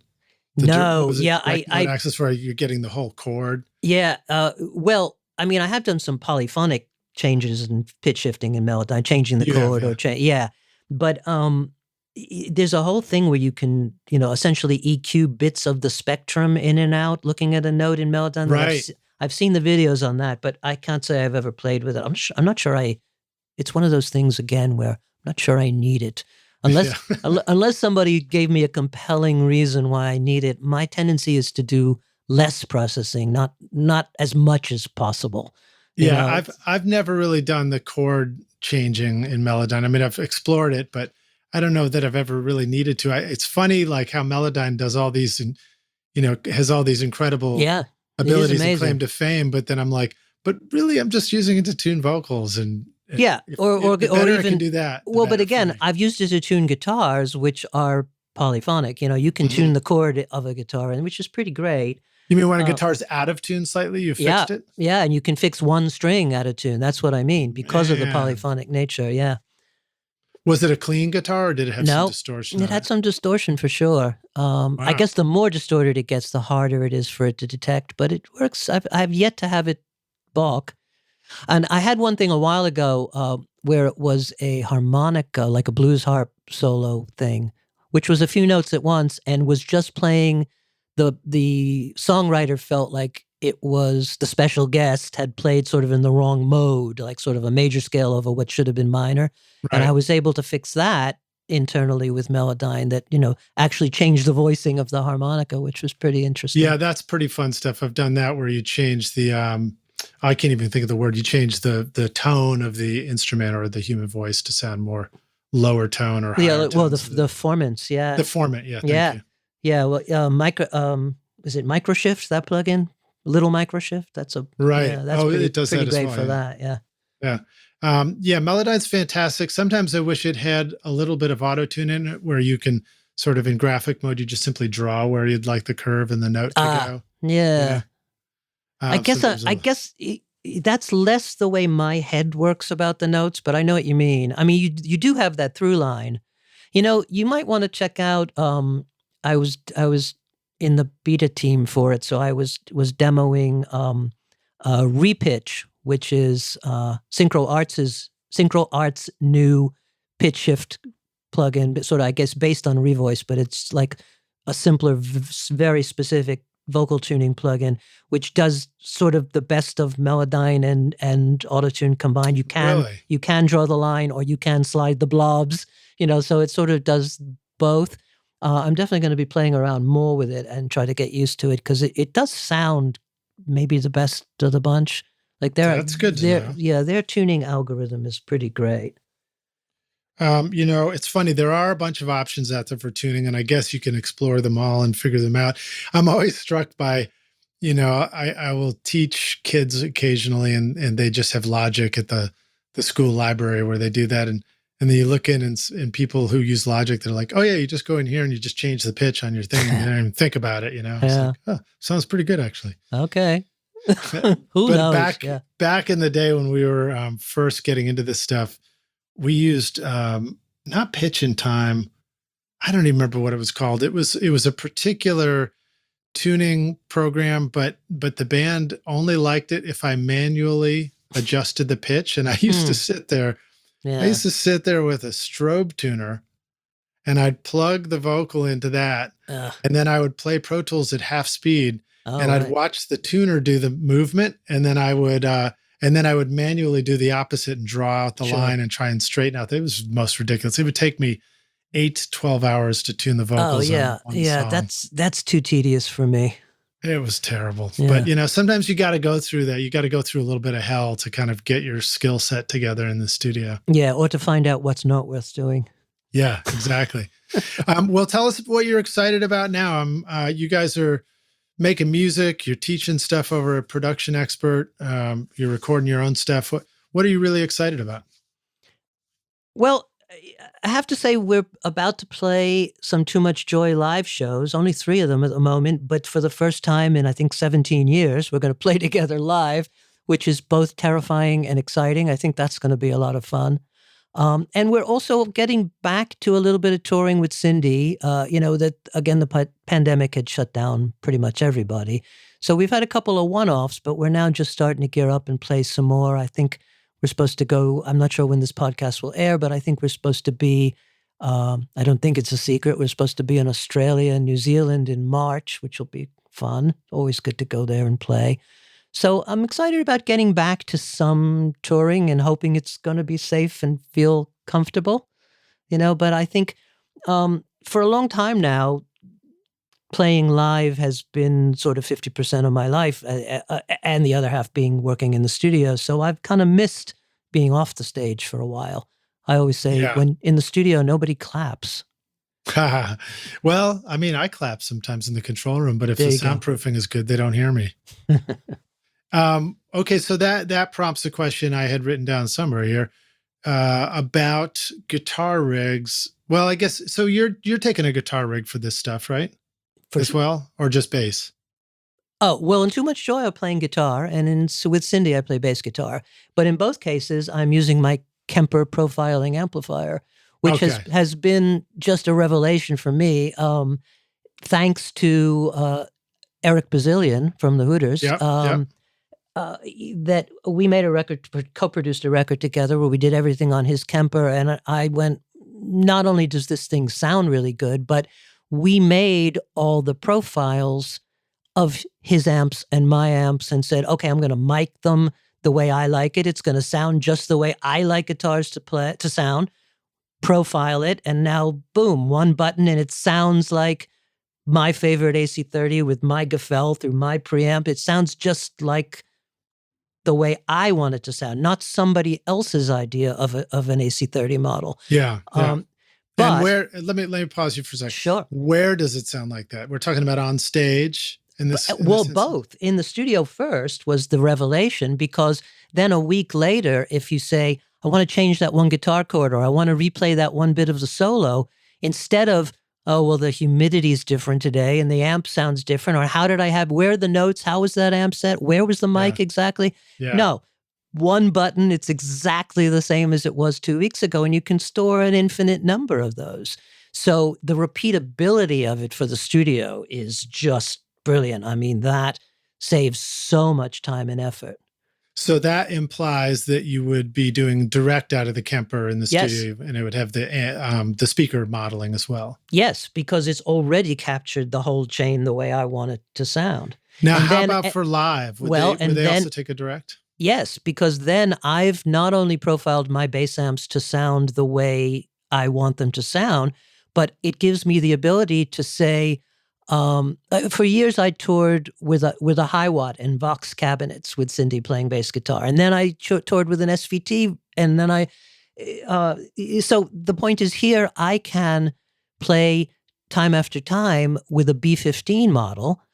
I can play Money Changes Everything with my high watt model. I can have as many amps to choose from as I really want to, not to mention the chorus and the fuzz and any other effects, and even pitch shift. I don't have to carry a bass that's dropped a step, because I can step on one button on the foot controller and the Kemper takes me down a step.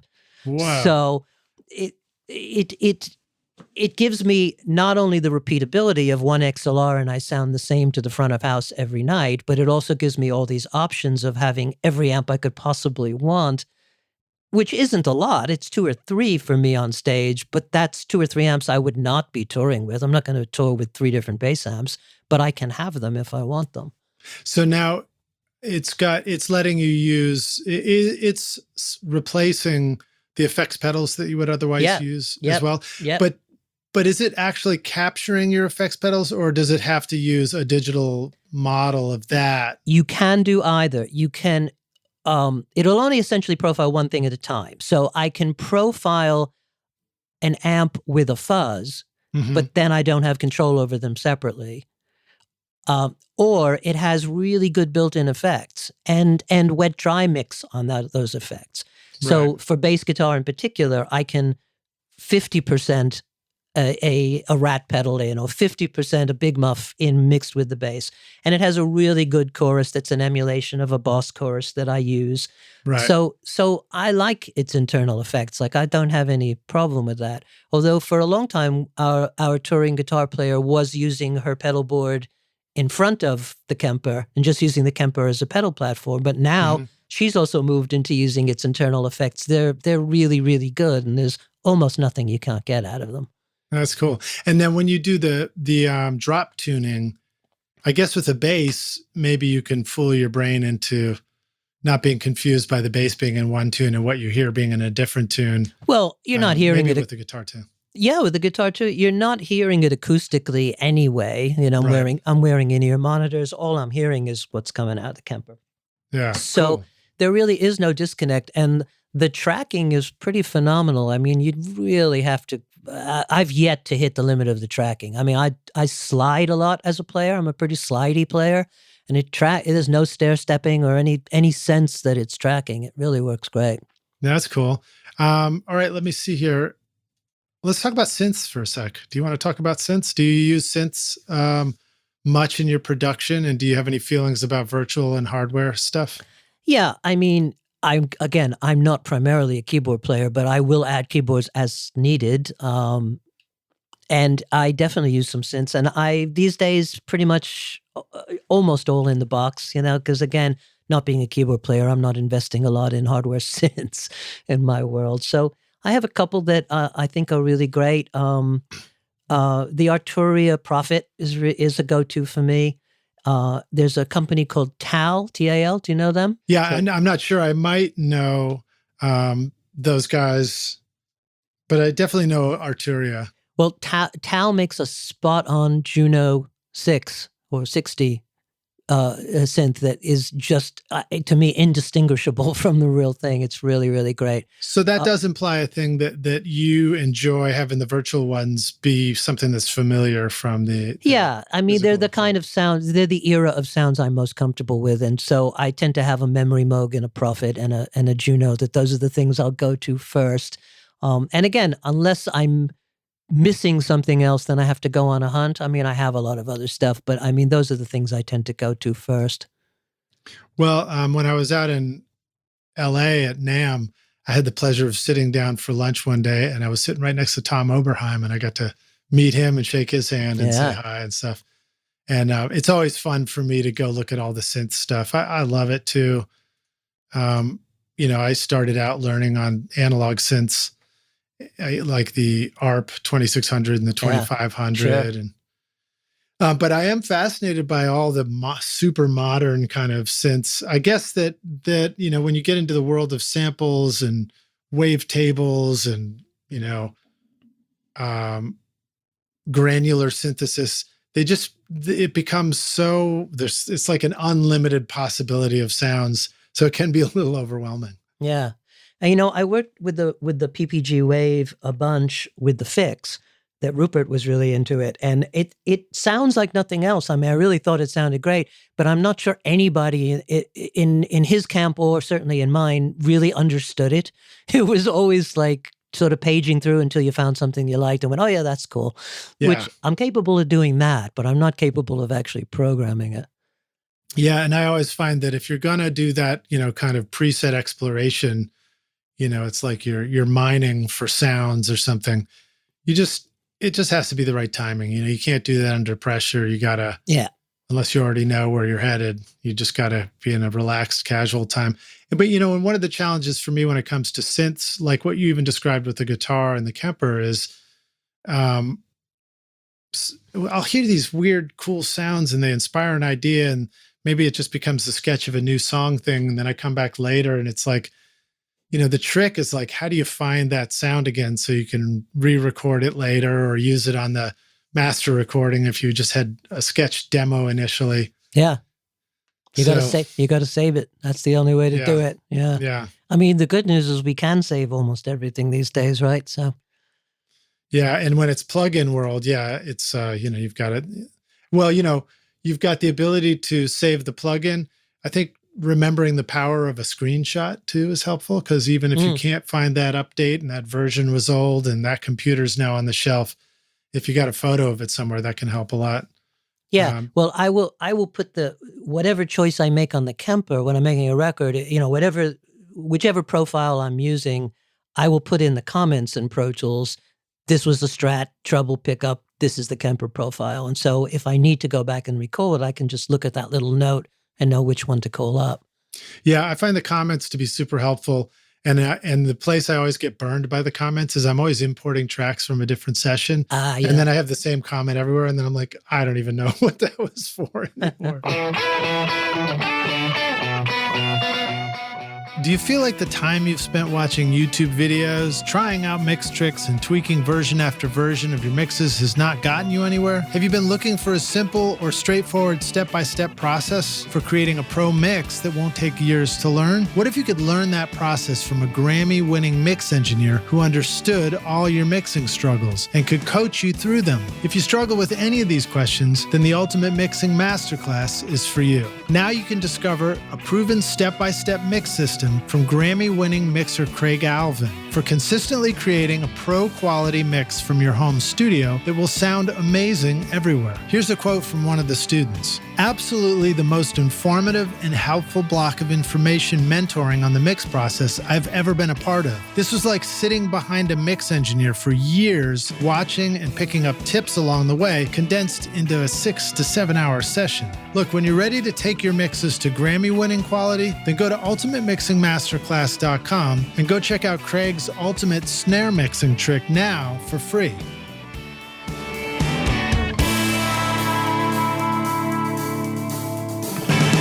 Well, hey, we're getting near the end of the show here, so let me jump into some of our quick closing questions, and we'll close out here. And I don't remember which ones. We've talked about a bunch of stuff, so I'll ask you this one in case there's anything on your mind. what about sharing, yet one more recording tip, hack, or secret sauce, something the rock stars could use on their next session? Is there anything that we didn't talk about that you want to share? Gee, I don't know. I mean, the one thing, and I know I've already said it, but I'll say it again. The one thing I would say is I think less tends to be more in recording, whether that means less processing, fewer plugins, fewer microphones. It's like, to me, the reason you you have a symphony orchestra, you're picking it up with 2 microphones left and right. Now when you say, oh, I can't hear the flutes, that's when you put a mic on the flute section. It's the same thing in rock recording, pop recording. It's like, if I can't hear the floor tom, I'll put a mic on the floor tom. But Right. I don't start by saying I need a mic on everything. I don't need 3 mics on a guitar cab. I don't need multiple mics on the drum kit. It's if a problem arises, I will solve the problem, and sometimes that means another microphone. But I don't personally see the advantage. If you put 3 mics on a guitar cab and you blend them, which I know a lot of people do, you're essentially creating EQ differences with phase cancellation or spectral balance differences between the mics, and you're creating an EQ shape. But I can create that same EQ shape with an EQ. There is no inherent advantage to one technique over the other, and it's much more troublesome to me to deal with the downsides of 3 microphones on something. Yeah. I'm not shy about an EQ if I need it. If I need +10, I'll do +10. Most of the time I don't need +10, but I'm not afraid of it, and I don't think a brighter microphone is better than just adding top to the microphone that I have. Okay, cool. What was I gonna? Oh, you sparked an idea, but I forgot what it was. I was getting lost in your good story there. Oh yeah, I know what it was. Wait, if you were going to pick one mic as a go-to starting, what would you pick? Well, these days my go-to mic is the Gefell UM70, which I can Right. use pretty Yeah. much on anything. Those are such great mics. And why don't I have one yet? Yeah. I mean, I've yet to find the thing I can't use it on. It really works on everything. And I feel the same way about a U67. I feel the same way about an older U87. I'm not so keen on the new ones. You can pretty much use that on everything, and it's going to sound fine, and it's going to give you a full range that then you can shape any way you might need to shape it. But everything's going to sound good on those. So if I have a vintage U67 in my studio, you might encourage me to use that mic on everything? Yeah, everything. Overdubs? Pretty much everything. All right, I'll do it. Yeah. All right, I'll do it. Okay, cool. Let's see. How about an organizational resource or tip for the rock stars? How do we keep our shit together in the studio, whether it's, data or physical stuff? Well, I think having habits is useful. Almost every mixer I know talks about the same thing, which is I'm not saying we always have the same answer, but we have an answer, which is I always have the drums on the left, and then I have the bass, and then I have the guitars, and then I have the keys. Or for you, it might be the keys before the guitars, but I always know where they are. It's not going to be that when I open my sessions, in some cases, the guitars are way down to the right past the vocals. They're always going to be right after the bass and before the keys. And in my case, they're always going to be green. I'm going to color code things. I'm going to set it up so that it's familiar. So when I go to look for something or go to touch something, it's always going to be in pretty much the same place. I know it's going to be, if I'm working on an analog desk, my lead vocal is going to be on fader 17. It's always going to be on fader 17. And it's sort of a similar thing in the box, that I want it set up in a way that it's always going to feel the same, that when I open a session I haven't looked at in months, it's going to feel like everything's in the right place for me. And a little bit of that thought ahead of time saves you a lot of mental energy later. Yeah, I'm down with that. And I know that if I go back 20 years, I'm still practicing mostly the same organization. I haven't really settled on my color coding yet, but I know where I'm going to put drums and bass and acoustics and electrics and keyboards and vocals and stuff. So it's a good reminder, because I think about the studio and a tracking session, which to me is the best example of things fall apart quickly if you can't find something immediately. Yep. And so just remembering that's why it works for mixing. Yeah. Probably no other good reason. Yeah. I mean, we are creatures of habit. The more you can fall into something that you don't have to think about. We keep coming back to that theme that the more you stay in the creative part of your brain and out of the organizational part or the intellectual part, the better your mixes are going to be. More fun too. And certainly more fun. Yeah. All right. So let's go back to our closing question. We probably asked you this last time, William, but I'll ask it again. We're going to take the Wayback Studio machine, and you go back in time and you find yourself, I don't know, maybe young William, maybe before you set up, or if it's more recent, maybe it's before you set up your home studio and got into this whole computerized world. And you say, I've come back to give you this single bit of advice. Here's the most important thing you need to know to be a rock star of the studio yourself. What advice would you like to go back and give yourself?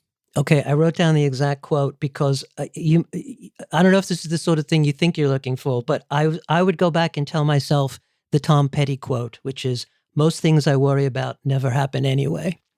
Nice. I think that's good advice. Well, William, it's been a pleasure hanging out with you again. Thank you for joining us on Recording Studio Rockstars, man. Thanks so much. Really good to see you. Yeah, hopefully we'll meet in person and see you around the studio. Yeah. Next time you're here or I'm there. That would be great. And enjoy playing those shows. Thanks. Rock and roll is where it's at, man. Exactly. All right, dude. Cheers. Thanks for listening, Rockstars. Oh, you know what? Apologies. Yeah. Where would you like the Rockstars to go find out more about you and check in with you? What if they're ready to make their next hit record with you? It is Weedy Wet, WEEDYWET.com.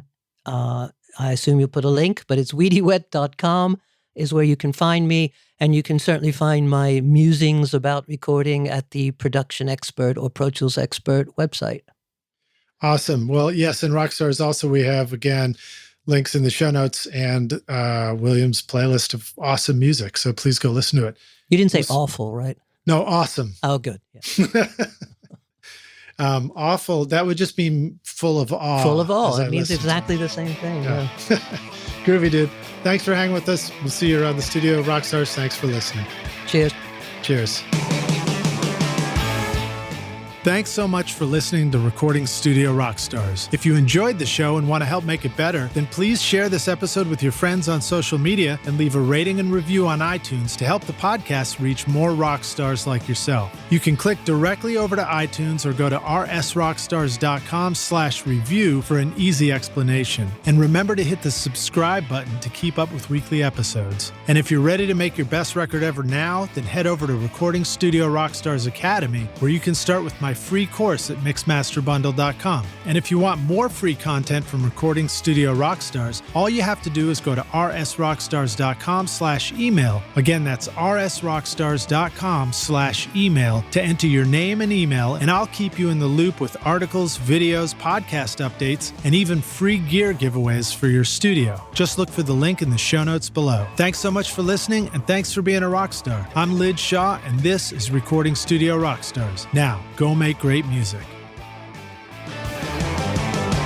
Recording Studio Rockstars would like to give a big thank you to our awesome sponsors who help make this episode possible. OWC, Spectra 1964, JZ Microphones, Atom Audio, Solid State Logic, and Isotope. Remember to use these coupon codes for special discounts. At isotope.com/rockstars, use the coupon code ROCK10 for 10% off any plugin purchase, or start your extended 30-day free trial subscription for access to many plugins. At jzmic.com, use the code ROCKSTAR for 40% off the V47, V67, and V12 microphones. That's what you're hearing my voice on right now. At recordingstudiorockstars.com/academy, use the coupon ROCKSTAR for 10% off any course for a limited time. If you enjoyed Recording Studio Rockstars, then please check out our sponsors using the link in our show notes, because it's a great great way to help support this show. These are all things I highly recommend for your studio, and they're going to help you make your best record ever. I would also like to thank our fantastic team here at Recording Studio Rockstars, Vlad Weselchenko, Braden Stremming, and John Richardson for additional podcast and video production. Thanks so much for listening, Rockstars, and we'll see you in the next episode. Cheers.